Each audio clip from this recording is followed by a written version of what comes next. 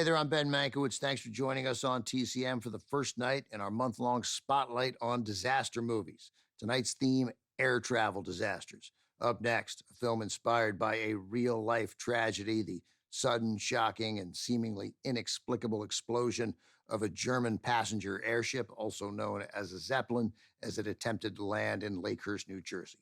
From 1975, The Hindenburg.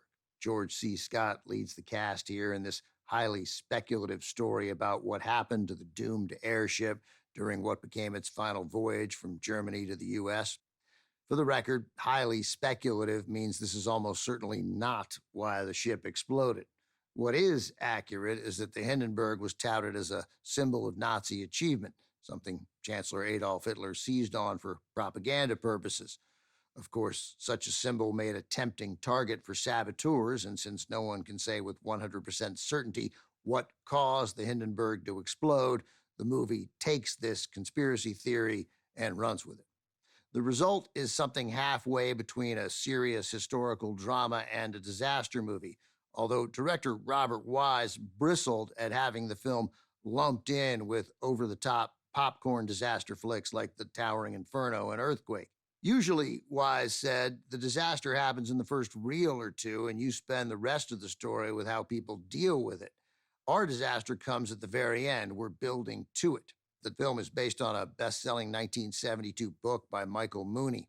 The screenplay comes from Richard Levinson and William Link, a pair of producers known for creating successful television series, including Columbo and Mannix. The Hindenburg earned 3 Oscar nominations for its cinematography, art and set design, and sound.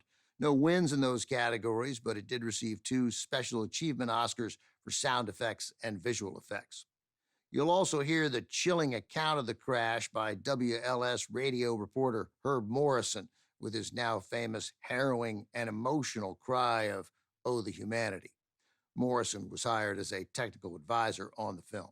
Released by Universal in 1975, also starring Anne Bancroft, Burgess Meredith, Charles Durning, and Gig Young. This is The Hindenburg.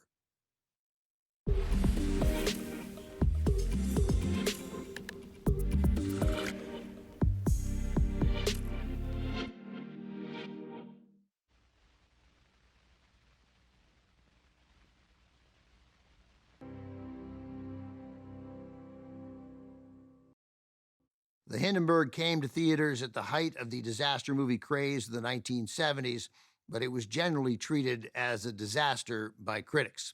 Despite its stellar cast and director, critics thought it was unimaginatively jumping on the disaster movie bandwagon, which included Airport, Beside Adventure, Earthquake, and The Towering Inferno, all released within the previous 5 years. Nonetheless, The Hindenburg was nominated for 3 Academy Awards and won 2 Special Achievement Oscars for its sound and visual effects, a worthy recognition for the technical crew who brought The Hindenburg back to life. The miniature models and sets were built using personal descriptions and sketches found in books, as well as photographs and newsreel footage. Coming up, another aviation disaster movie, but one that predated the 1970s craze by better than a decade. From 1957, 0 Hour, starring Dana Andrews, Linda Darnell, and Sterling Hayden, is next on TCM. Next on TCM, 0 Hour, then The Crowded Sky, and later, Skyjacked. TCM's commandeering your television tonight.